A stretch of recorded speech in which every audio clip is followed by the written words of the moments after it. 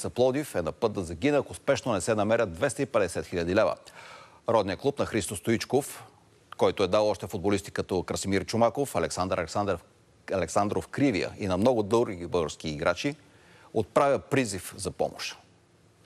Марица Пловдив е в безпрецедентна ситуация, след като собственикът и финансов благодетел Христо Христов напусна в началото на месец май, под заплаха оцеляването дори на детско-юношеската школа. Ситуацията в момента наистина може да се нарече бедствена. Сина ми тренира тук. Има ли опасност да изчезне всичко? Има, да. Реална опасност има. От няколко седмици тече кампания за набиране на средства. С тях са платени разходите за ток и вода за месеца.